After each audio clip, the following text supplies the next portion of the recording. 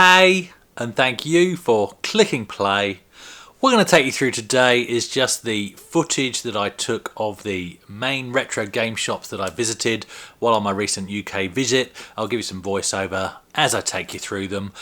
These are the shops that some of the pickups you would have seen in my pickups video. I'll put a link in the description to that video if you missed it. These are the shops where I got most of those things like the Alien vs Predator comics, Saboteur 2, Spy Hunter 1 and 2, and also Time Splitters 2 for the PlayStation 2. I think that's mainly it. But yeah, might be a couple of other things as well. Oh, also Star Wars. Some of these aren't retro game shops, some of those are actually comic book shops, but we'll unpack that as we go through the footage. So I'll put links to each of these in the description as well, so especially if you're travelling around the UK, do check out these stores. Okay, this first one it's either the comic store or the Cozmic store, depending on what they officially want to be called. If you look it up on Google, it actually still shows the wrong location at time of recording. On Google Maps, it's still in the High Street, Glastonbury, but it's now further down the High Street where Boots the Chemist used to be, in a much bigger shop, as you can see here. Yes, you walk into a wall of pop culture. Maybe they should hide this in a different corner of the store, but maybe that's what pulls the punters in. I don't know. But once you get in, this place is a real treasure trove. It's well worth the look. You can straight away see some figures, straight into some audio CDs, cassettes, vinyls. So you've got all that going on in this shop as well. Remember, this is predominantly a comic book shop, but there's so much more. So into the comics, you've got some Elvira, Alien vs Predator, there on display as well. And you've got some nice stuff towards the end here, as you'll see. Some Vampirella coming up there as well. Pretty much, I think, any comic you can think of. And then you got some toys in there as well, a fantastic Star Wars display, and a good mix there of modern, reissue, but also original vintage. And the prices were not astronomical at all. Everything was very reasonably priced.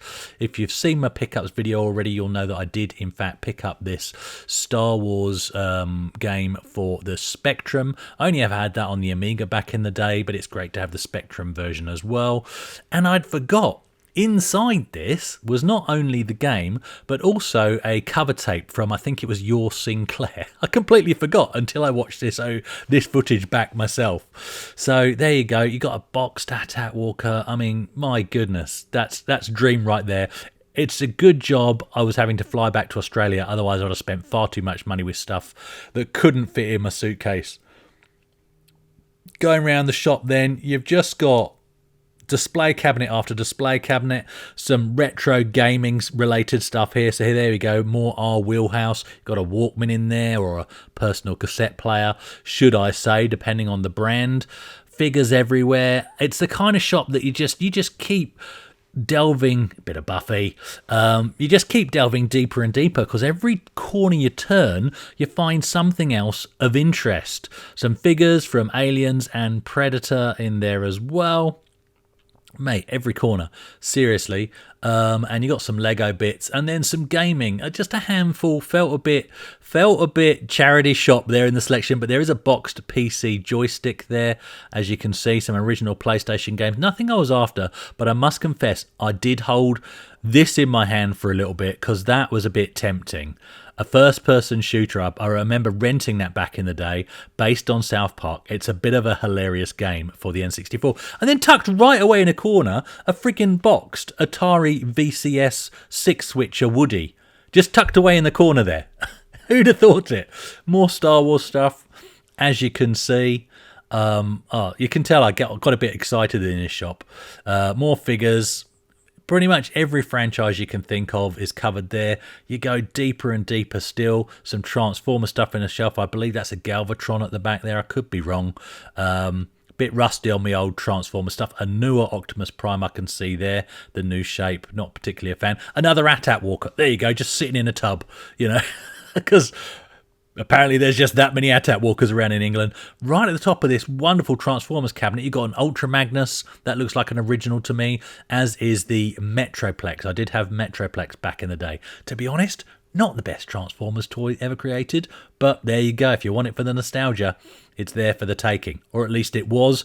Keep it in mind, this was around June, July that I visited these shops, so any stock you see may well be well and truly gone by the time you watch this video. But look, if you're in the area, well worth checking this shop out. What else? I got more figurines here. I think there's some Doctor Who. Yeah, heap of Doctor Who. If they'd have had one of the original Daleks that I had growing up, that would have come back with me 100%. But I didn't see one where you used to press the button on top and it would say the different phrases. Fantastic shop. If you're in Somerset, Glastonbury area, check it out. Oh, yeah. And then I did go back to this corner to second look at this. Who remembers this? Behind this Lego book. Here we go. Lego Movie Maker. That's from the 90s, and it would come with a cheap webcam, and you could make your own stop motion animation films with Lego. This was a great shop. Fantastic shop. Okay, the next one that I stumbled across, didn't look these up, was in Wells, so quite close to Glastonbury. Wells, small city, and it's insane. Retro Games, that's the name. Straight away you can see why I walked in this place after walking just down the street. Game Gear, Spectrum in box, and Amiga 600. This was begging to be investigated. You got some Warhammer stuff there as well. Even my kids are into Warhammer. They're adults now, but yeah, I loved it back in the day, and they love it even more than I ever did. And in you go, and straight away you're just hit with wall after wall of games. This is a retro game shop, not a comic book shop. This is the real deal, and it's just wall to wall. You know, you've got anything in DVD style cases, but also into some memorabilia. There's a big track there, some Transformers stuff, reissue stuff. I don't know if they had any original stuff. Obviously hardware as well, but a true gaming shop. This was great. And in this cabinet, I think this is where I spotted, I think it's the next one over actually. There's an Oculus there as well. PlayStation 1 games, PlayStation 2 games, Dreamcast games, as you can see there, N64. And there it is. There's, oh, I've already bought it at this point of taking the footage. That's right. Saboteur 2 was in that cabinet there. We could also see there's two quick shot joysticks. And they had a few other Spectrum and Commodore 64 tapes in that section, in that cabinet as well. Wasn't sure why Saboteur 2 was in the cabinet, to be honest, because it wasn't an expensive title, but there is a link which we will come to towards the end of this bit of walkthrough footage. Which is probably why it was on display, actually, now that I mention it. Again, Warhammer and modelling stuff. Again, I like the idea of these shops combining hobbies, whatever is going to pay the bills, right? I don't have an issue with this at all. And I did have a very interesting chat with the guy working behind the counter. Let's have a listen to this.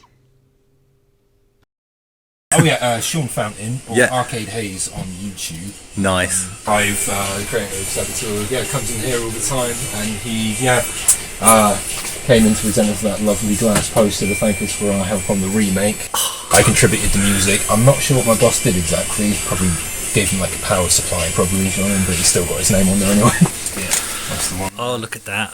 That sticker doesn't mean anything, it's not £4. Yeah. It's not £4, I'll take it, £4 quid. What a bargain. Nice. I really like the old cover art as well. They used to really go for it back in the day. I think Sab 3, hasn't it got him like riding a motorcycle fending off panthers with a katana or something? I haven't actually played Sab 3. Sab 1 was my favourite, on the Spectrum, with the rubber keys. I didn't even own one. It was my mate's house, and I go around there. I bought it again, obviously, as well. And I bought the PS4 version, which is fantastic. And I love the music. I love the modern rendition. So that was partly your work, was it? Yeah. Fantastic. A couple songs in there. And and on the third one, it's on the main story path, where it just comes on. It's a track I did called Burn the Backdrop comes on, which very happy with that. And love it. Fantastic. Cheers, mate. Thank you so much for that. Yes, man. That's awesome. Worries. Thanks. I'm gonna this will give my boss incentive to actually do something with this now, rather than just have it behind me. Yeah, definitely. That needs to be up on a wall. Yeah, very, very cool. Awesome. All right. Cheers, mate. Yes, sir. No worries. So there you go. How good was that? A shop Clive Townsend actually Frequents, in case you missed that, and had signed a piece of poster art, box art for them for their help. And the guy I was talking to actually has done some music for one of the remakes, the modern remakes of Saboteur or Saboteur 3. I was a bit sketchy on which one he'd actually worked on, but that's great. Just from walking in off the street, you can see the stock they've got here, modern and genuinely retro, including stack of cassettes. Fantastic. And on this next one, we're starting inside. It's the comic book shop in Bath. And starting at this cabinet, first of all, because that's where he had a stack of Amiga games and some other games as well. Even Lombard RAC in box. Didn't pick any of those up because I'd already spent my money on Alien vs Predator comic book shop's Deadliest of the Species complete set, as you would have seen in my pickup video. But lots of memorabilia, even Thomas the Tank Engine getting a look in there, lots of Transformers, Star Wars, Thundercats, He-Man, and then obviously comics is the main thing they're about. More comics than you can poke a stick at. Fantastic place to look through. Obviously I'm not a comic book collector, but if something grabs my attention like Transformers, I'm still looking for some original Transformers UK edition, because those were the ones I collected, as well as Action Force. And it was the guy in this shop that reminded me that it was Battle Action Force before it became Action Force. He did have some, but none of the covers rang any bells with me, so I left them there, and I was happy with my Alien vs Predator pickup anyway. Little bit of pop culture in this shop, but really not overpowering, not too much. Battlestar Galactica there. And yeah, you can see lots of Aliens versus Predator, as always. Such a I mean, knowing how to hunt through a comic book shop is an art in itself. But the great thing about this guy was he knew exactly, when I asked him for stuff, if he had it in stock, if he didn't have it in stock, and if he did, where to put his hands on it. And that's how I got that complete AVP set. He knew exactly what he had and exactly where it was and exactly what he was willing to sell it to me for. Star Wars figures, new and reissue, as well as obviously some of the originals that we saw in the cabinet there. Great shop, wonderful shop. I think it's around here was some of the Action Force stuff, but again, they weren't covers that. There we go. They weren't covers that rang any bells. There was one with the Baroness on the front. I could have been tempted by, but I left it there. Hello, Leia. Yep, there we go. And we'll go down the stairs. I think this is the way you would come in, but obviously I was already in there, so this is me going out. Lots of memorabilia adorning the walls, including a choice piece that we'll come to as we get down. So you do need to look out for this store. Just look up comic book shops in Bath when you're in the area, and you'll find it. And it's sort of between the yellow frontage of another shop that sort of goes over both sides of it. So it's a bit of a weird entry to get your head around. You don't go in the yellow entry, you go in the one in the middle. But look at this on the way in. Look at that. I remember that fold out Transformers poster. That came in the Transformers comic. Can't remember which issue, but I had that poster. So there you go. And there's the frontage there. Check it out.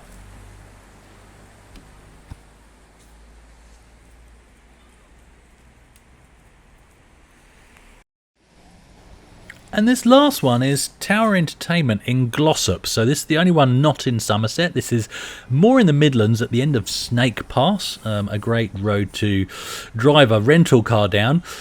You can't have a better entry than that. There he is, Master Chief, guarding the door. Yes, you do have movies in this shop. Bit of a smaller shop compared to some of the other ones we've looked at. But this is all about movies, music, and the games is sort of a thing they've segued into, but you can see they've already got a nice collection happening in the cabinets here, including obviously all the cartridge stuff, a couple of Matchbox cars there. Shadow the Beast for the Atari ST in box. Hello, just sitting there in Glossop. And there was a heap of some cassettes there. Look at that, nice stack of cassettes as well. Nothing I wanted to pick up, but there they are. And a lot of box stuff there as well. You would have seen there as well what we would call big boxes, although they're kind of more the medium sized ones. And then this is the PlayStation 2, PlayStation 1, just shelves and shelves of the stuff. And this is where I picked up Spy Hunter 2 and Time Crisis 2 for the PlayStation 2, all in box. Reasonable prices. £6 for Time Splitters 2. I got Spy Hunter 1 and 2 for 99p each. All of them in pristine condition with the manuals in the boxes as well. So take a note, CEX. Yeah, it's fantastic. This is such a good shop. And there it is, just tucked away in Glossop at the end of Snake Pass. You don't have to drive down Snake Pass, of course, to get to Glossop. So there you go. Those were the shops, the main shops that I visited. 3 of them in Somerset, 1 of them in the Midlands at the end of Snake Pass there. Yeah, great. Get out there, discover the retro game shops. And look, obviously places I enjoyed just stumbling across. The first couple that I came across in Somerset. But equally, obviously, you can Google retro game shops in your area. And you can also look them up on the retro directory. So I'll put a link to that in the description as well. Enjoy! Thanks for watching.